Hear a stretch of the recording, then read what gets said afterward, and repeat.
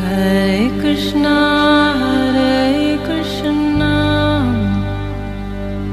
Krishna Krishna, Hare Hare, Hare Rama,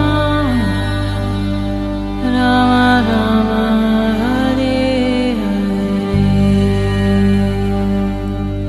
नमस्कार, radio मानव रचना 107.8 पर मैं हूँ सरिता आपके साथ। और श्रोताओं, शुरू हो चुका है कार्यक्रम आत्मदर्शन। जैसा कि आप सब जानते हैं, इस कार्यक्रम में बहुत सारे आध्यात्मिक प्रसंगों, कथाओं को हम आप तक पहुँचाने की चेष्टा करते हैं। और हमेशा हमारे साथ स्टूडियो में मौजूद होती हैं रागलेखा दासी जी, शिरोनाश्रित युगाचार्य श्रीमद भक्ति वेदांत नारायण गोस्वामी जी की शिष्या रागलेखा दासी जी। आपका स्वागत है हमारे स्टूडियो में। जी श्रोताओं, आजकल कार्यक्रम आत्मदर्शन में हम आपको बता रहे हैं बहुत सारे प्रसंगों के बारे में जो महाभारत में समाहित हैं। और पिछले एपिसोड में रागलेखा दासी जी से हमने कथा जानी, ऋषि च्यवन और सुकन्या के बारे में जाना, राजा उशनीर की कथा हमने जानी, किस तरह से राजा उशनीर की परीक्षा ली थी इंद्रदेव ने, ये कथा हमने पिछले एपिसोड में जानी थी। तो आज आगे बढ़ते हैं और रागलेखा दासी जी से जानते हैं कि आज कौन सी कथा वो हमारे श्रोताओं को सुनाने वाली हैं। जी, आज हम अष्टावक्र जी का जन्म और उनके साथ का वृतांत सुनेंगे। जी। तो उद्दालक के पुत्र श्वेतकेतु इस पृथ्वी भर में मंत्र शास्त्र में पारंगत समझे जाते थे। तो निरंतर फल मूलों से संपन्न रहने वाले आश्रम मुनि का है। उद्दालक मुनि का कहोर नाम का एक प्रसिद्ध शिष्य था। उसने अपने गुरुदेव की बड़ी सेवा की। उससे प्रसन्न होकर उन्होंने बहुत जल्दी सब वेद पढ़ा दिए। अपनी कन्या सुजाता भी उसे ब्याह दी। कुछ काल बीतने के बाद सुजाता गर्भवती हुई।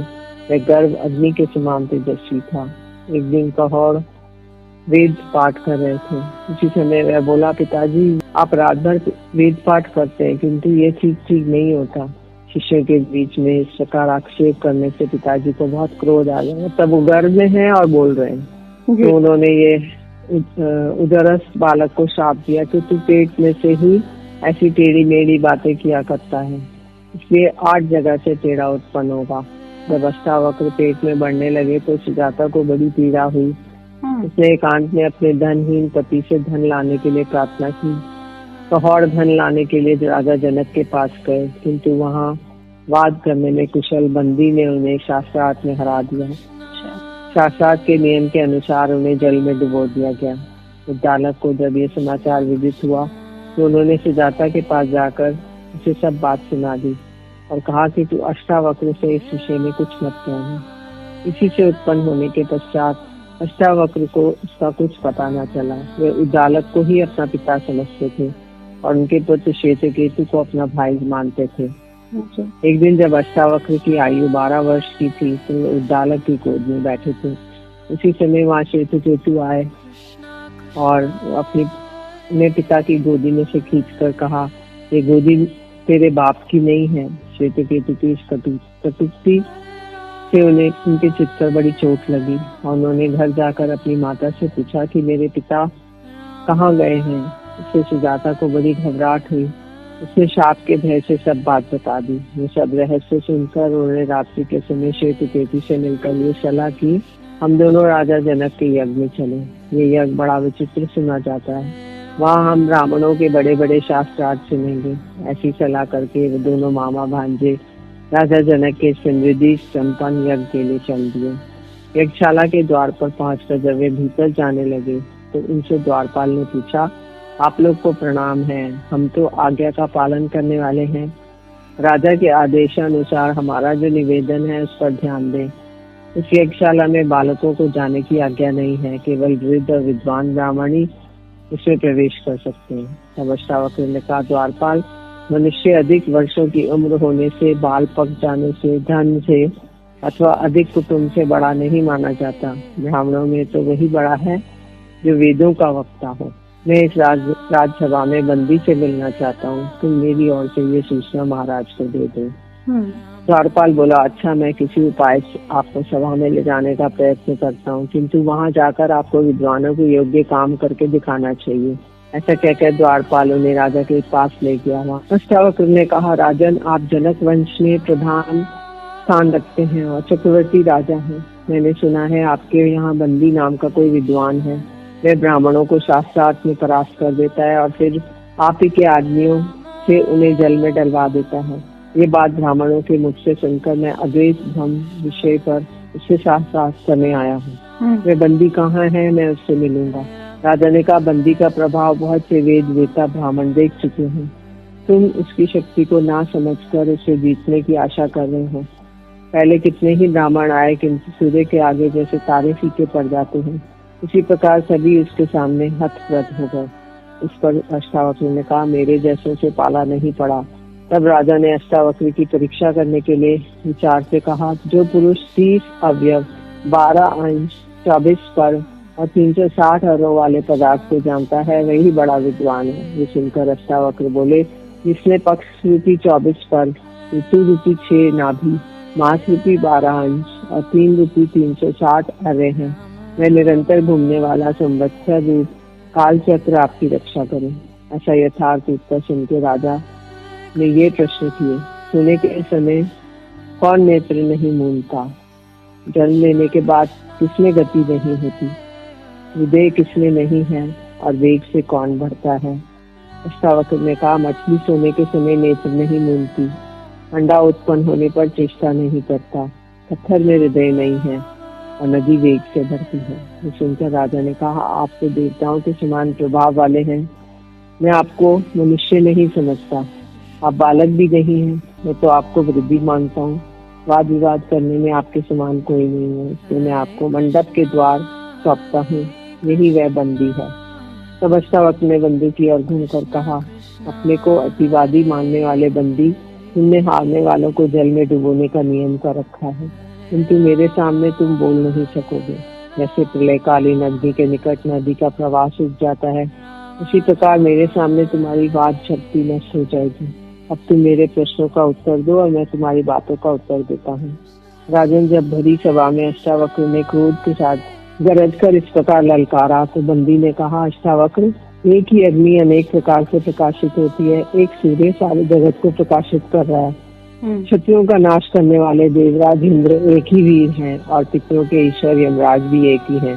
अष्टावक्र बोले, इंद्र और अग्नि ये दोनों देवता हैं, नारद और पर्वत ये देव ऋषि भी दो हैं, 2 ही अश्विनी कुमार हैं, रथ के पहिए भी 2 ही होते हैं और विधाता ने पति और पत्नी ये सहचर भी 2 ही बनाए हैं।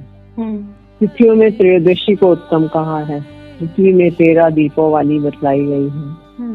इस प्रकार बंदी ने आधा श्लोक कहकर चुप हो जाने पर अष्टावक्र जी से आधे श्लोक को पूरा करते हुए कहने लगे, अग्नि, वायु, सूर्य ये 3 देवता 13 दिनों के यज्ञों के व्यापक हैं और वेदों में 13 आदि अक्षरों वाले अति छंद कहे गए हैं।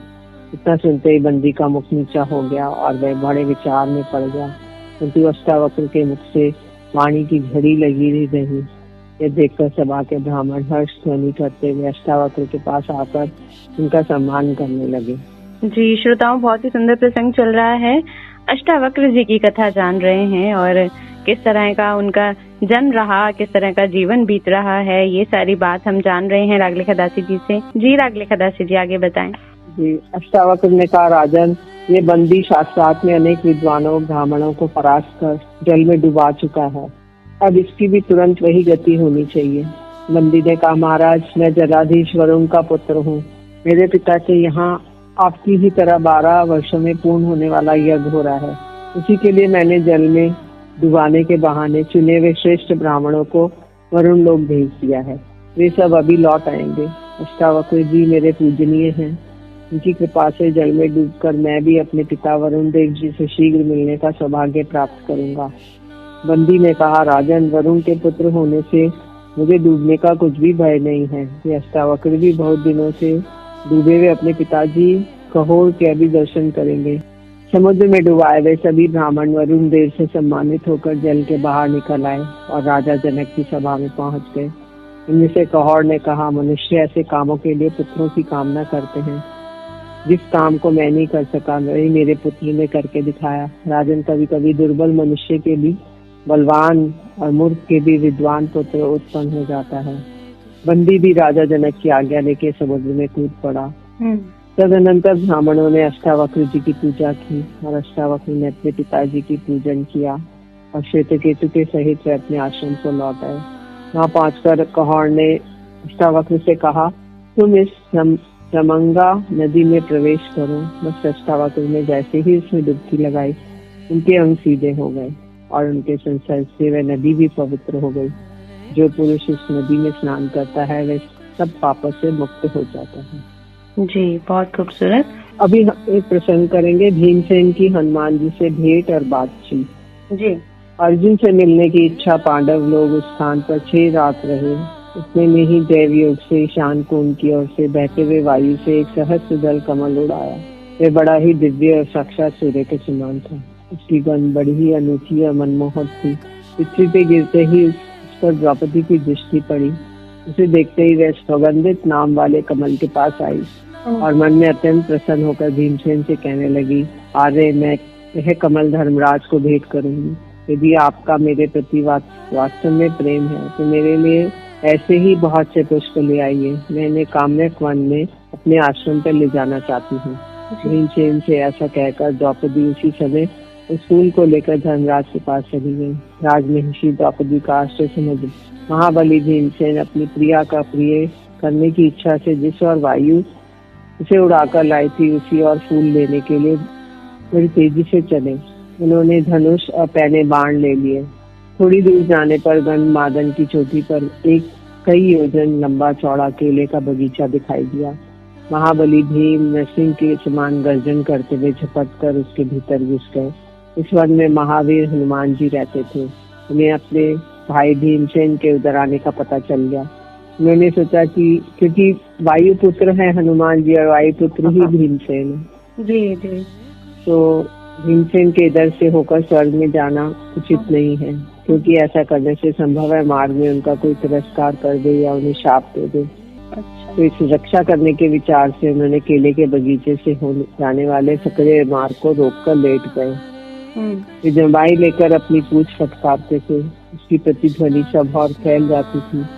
ये शब्द मतवाले हाथी के गर्जना को भी दबाकर पर्वत पर सब और फैल रहे थे। उसे सुनकर भीमसेन के रोए खड़े हो गए और वे कारण के ढूंढने के लिए उस केले के बगीचे में सब और घूमने लगे। ढूंढते ढूंढते उन्हें उस बगीचे में एक मोटी शिला पर लेटे हुए वानरराज हनुमान दिखाई दिए। महाबली भीमसेन निर्भय होकर उनके पास चले गए। भैया, मैं तो रोगी हूँ, यहाँ आनंद से सो रहा हूँ, तुमने मुझे क्यों जगा दिया? हनुमान जी बोले, तुम हो कौन और किस लिए इस वन में लेटे हो? भीमसेन ने कहा, वानरराज, आप कौन हैं और इस वानर देह में आपने क्यों धारण की है? मैं तो चंद्रवंश के अंतर्गत कुरुवंश से उत्पन्न हुआ हूँ। मैंने माता कुंती के गर्भ से जन्म लिया है और मैं महाराज पांडु का पुत्र हूँ। लोग मुझे वायु पुत्र भी कहते हैं। मेरा नाम भीमसेन है। हनुमान जी बोले, मैं तो बंदर हूँ। तुम जो इस मार्ग से जाना चाहते हो तो मैं इधर होकर नहीं जाने दूंगा। अच्छा तो यही है, तुम यहाँ से लौट जाओ, नहीं तो मारे जाओगे। भीमसेन ने कहा, मैं मरूं या बचूं तुमसे तो इस विषय में नहीं पूछ रहा हूँ, तुम जरा उठकर मुझे रास्ता दे दो। हनुमान जी बोले, मैं रोग से पीड़ित हूँ, यदि तुम्हें जाना ही है तो मुझे लांग कर चले जाओ। अच्छा। मैं बल पराक्रम और तेज में उन्हीं के समान हूँ, इसलिए तुम खड़े हो जाओ और मुझे रास्ता दे दो। यदि मेरी आज्ञा नहीं मानोगे तो मैं तुम्हें यमपुरी भेज दूंगा। हनुमान जी ने कहा, हे अनग, तुम रोष न करो। बुढ़ापे के कारण मुझमें उठने की शक्ति नहीं है, इसलिए कृपा करके मेरी पूंछ हटाकर निकल जाओ। भीमसेन अवज्ञा पूर्वक हंसकर अपने बाएं हाथ से हनुमान जी की पूंछ उठाने लगे, किंतु वे उसे तस से मस भी न कर सके। फिर उन्होंने उसे दोनों हाथों से उठाना चाहा, किंतु वे असमर्थ रहे। तब उन्होंने लज्जा से मुख नीचा कर लिया और दोनों हाथ जोड़कर प्रणाम करके उनसे कहा, वानरराज, आप मुझ पर प्रसन्न होइए। मैंने जो कटु वचन कहे उसके लिए क्षमा कर दीजिए। वानर का रूप धारण करने वाले आप कौन हैं? हनुमान जी ने कहा, मैं हनुमान नाम का बंदर हूँ। इस प्रकार मेरी मित्रता सुग्रीव से थी। अयोध्यापुरी में राज्याभिषेक हुआ तो मैंने उनसे ये वर मांगा कि हे शत्रु दमन, जब तक इस भूमंडल पर आपकी पवित्र कथा रहे तब तक मैं जीवित रहूं। भीमसेन सीता जी की कृपा से यहाँ रहते हुए मुझे इच्छा अनुसार दिव्य भोग प्राप्त हो जाते हैं। इस स्थान पर गंधर्व अप्सराएं उनके चरित्र सुना कर मुझे आनंदित करती रहती है। इस मार्ग में देवता लोग रहते हैं, मनुष्य के लिए अगम्य है, इसलिए मैंने इसे रोक लिया था। संभव है इसमें कोई तुम्हारा तिरस्कार कर देता, तुम्हें शाप दे देता, इसलिए क्योंकि ये दिव्य मार्ग देवताओं के लिए ही है, इसमें मनुष्य नहीं जाते।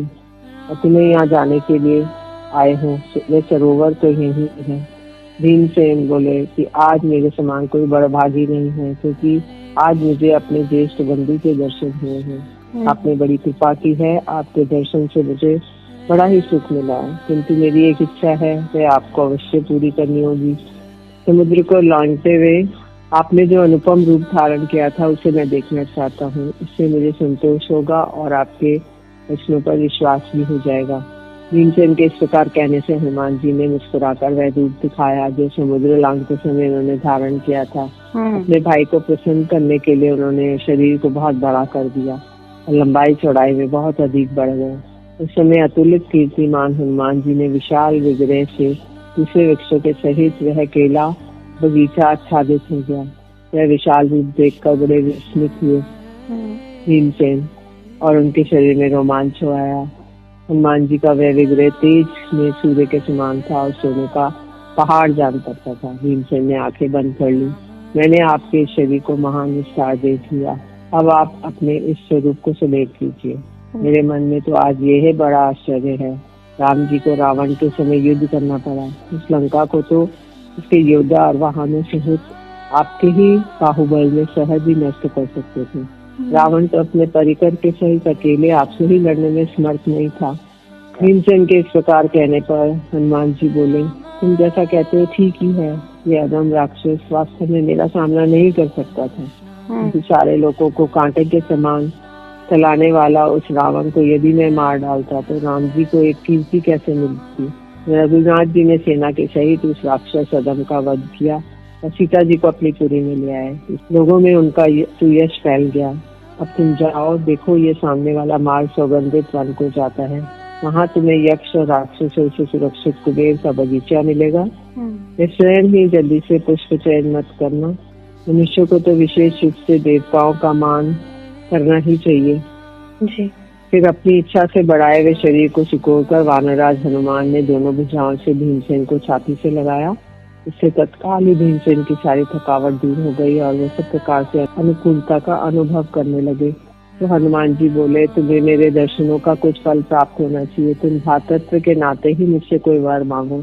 यदि तुम्हारी इच्छा हो तो हस्तिनापुर में जाकर कुछ धृतराष्ट्र के पुत्रों को मार डालो, ये भी मैं कर सकता हूँ। तुम चाहो तो पत्थरों से इस नगर को नष्ट कर दो और अभी दुर्योधन को बांधकर तुम्हारे पास ले आऊं। महाबाहु, तुम्हारी जैसी इच्छा हो उसे मैं पूर्ण कर दूं। भाई और सुहृद होने के नाते मैं तुम्हारा प्रिय करूंगा।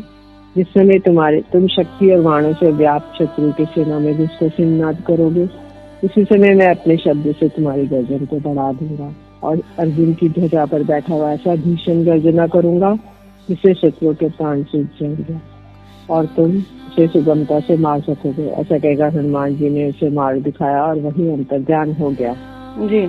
बहुत सुंदर प्रसंग श्रोताओं, भीमसेन और हनुमान जी की जो भेंट हुई, मुझे कहीं ना कहीं याद आता है कि कभी टीवी सीरियल्स में मैंने ये देखा है। तो जब आप रागली कथा सुना रही थी तो वो पूरी छवि मेरे सामने आ रही थी। बहुत ही सुंदर ये प्रसंग है दोस्तों कि किस तरह से भीमसेन और हनुमान जी की जो भेंट हुई, बहुत ही सुंदर प्रसंग हमने अभी इस कार्यक्रम के अंतर्गत जाना। आगे और भी प्रसंग हैं, कथाएं हैं जो हम जानते रहेंगे रागली कदासी जी से, लेकिन अभी वक्त हुआ है आपसे इजाजत लेने का।